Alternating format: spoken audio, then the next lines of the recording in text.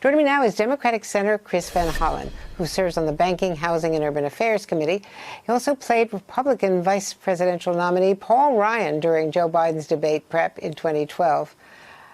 Quite a difference, Senator. Good to see you. A big difference between Paul Ryan, the policy wonk, the tax wonk, and a guy who's apparently not paid taxes for decades or paid very little and won't release his tax returns and usually counters, policy arguments with personal slurs.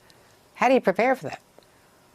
Well, Andrea, it's great to be with you. And first, on the Trump tax revelations, we now know even more than before why President Trump has tried to hide his tax returns from the American people. I mean, my goodness, a guy who says he's a billionaire paying $750 the year he was elected president, which is less than the typical American family earning $60,000. And I got to say, I think we all our eyes popped out a little bit when we saw the thousands and thousands of dollars that the president deducted for hairstyling at a time that school teachers are limited to a $250 deduction for the school supplies they buy for their students with their own money. So this is a head spinner, and now we know why. And as you said with respect to the debate, it's a very different ballgame this time. Last time in working with Vice President Biden, we looked at Paul Ryan's policy issues, and we looked at his statements. Back then, people cared if you caught them on a flip-flop or a lie, but now we're dealing with a serial liar and someone who, in President Trump, tries to bully his way through every debate. Well, how do you think Joe Biden should handle that? Should he ignore it? We have to assume from what he's said that President Trump is going to try to get him angry and emotional by attacking the president's son, Hunter, and also by going after him personally. So what does he do? Well, you're never going to be able to beat Donald Trump in a race to the bottom of the muck.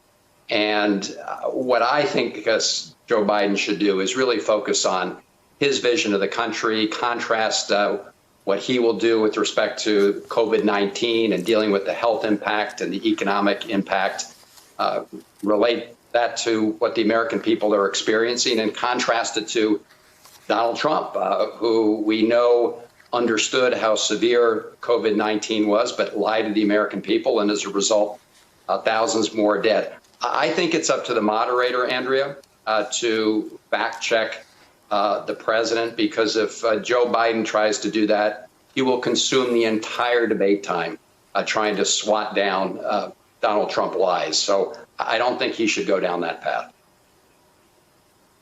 Lindsey Graham has set out a really ambitious, very, very fast timetable for this confirmation, for the hearing, and for floor vote before the election.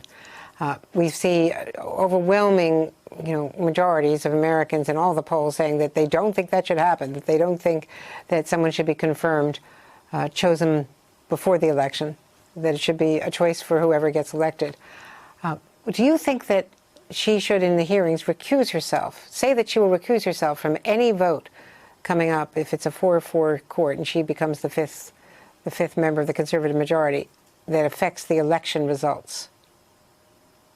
Yes, I certainly do. And, we were speaking of lies, and, here we have the Senate Republicans from Mitch McConnell, Lindsey Graham, saying that if, Donald Trump appointed somebody during the presidential election year that the people should decide. Lindsey Graham said that repeatedly.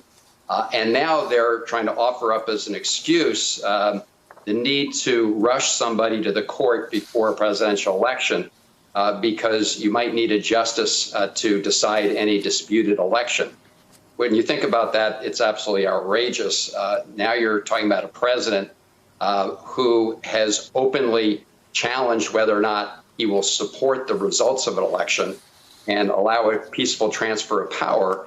And yet he wants to handpick a justice who might tip the balance on these questions.